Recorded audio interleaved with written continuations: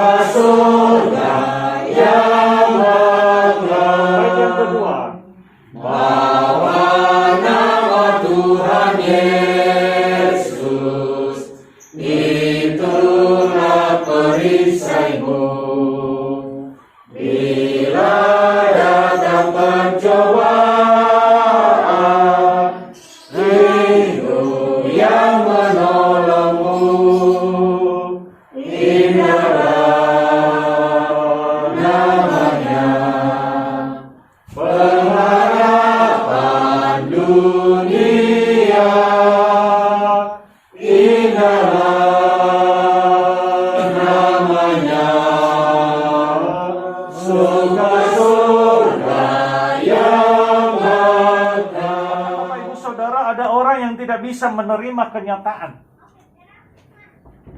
ketika berpisah dengan orang-orang yang dikasihi. Mereka kadang-kala malah kalau bisa menyalahkan Tuhan. Yang kedua, kalau bisa ikut bersama-sama. Seringkali kita mengatakan mengapa bukan saya. Tapi sebaliknya, kalau kita yang duluan, yang satu juga nanti mengatakan mengapa bukan saya, mengapa dia. Dan itulah sifat manusia.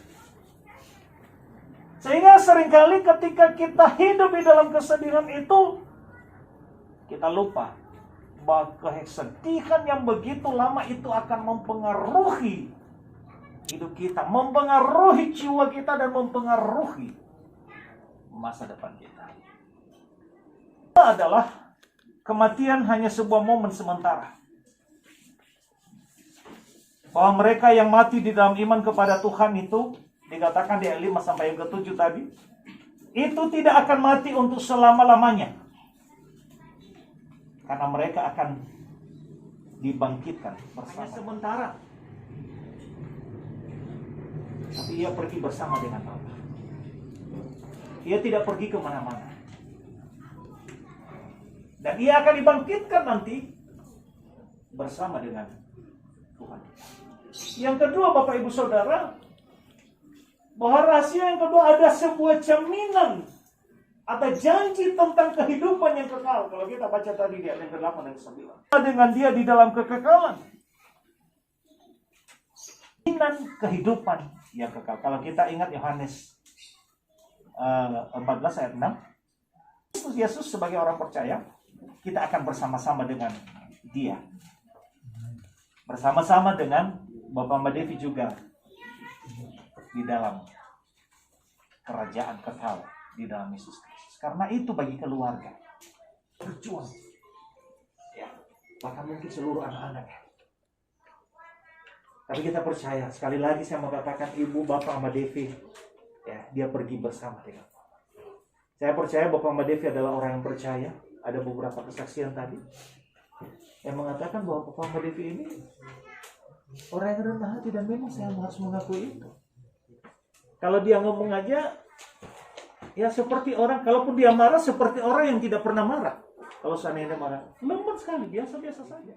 Seperti dia sudah menyerahkan hidupnya, totalitas hidupnya kepada Kristus. Oleh karena itu, bagi keluarga, ya, kita percaya bahwa keselamatan itulah yang didapat oleh Bapak Madi. Karena dia percaya bersama kita mati bersama dengan Kristus. Amin. Nama Dr. Andes Elifati Daily.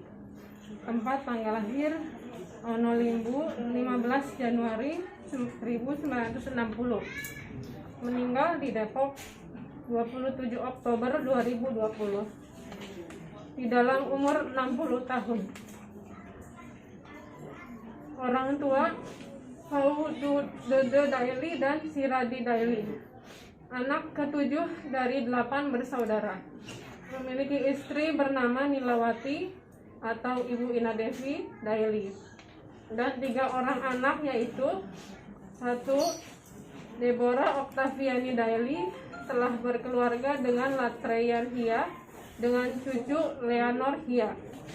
2. Christina Daily telah berkeluarga dengan Gabriel Lase dengan cucu William Harimurti Lase dan Hans Arya Satya Lase. Yang ketiga, Benaso Daily. Riwayat pendidikan SD Onolimbu, SMP swasta Onolimbu, STM Gunung Sitoli, Setia Jakarta.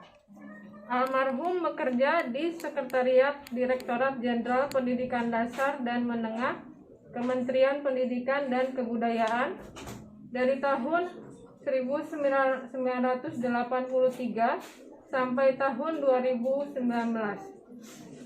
Beliau telah mengabdi selama 36 tahun dengan jabatan terakhir sebagai Kasubag Tata Usaha Sekretariat Direktorat Jenderal Pendidikan Dasar dan Menengah, Kementerian Pendidikan dan Kebudayaan.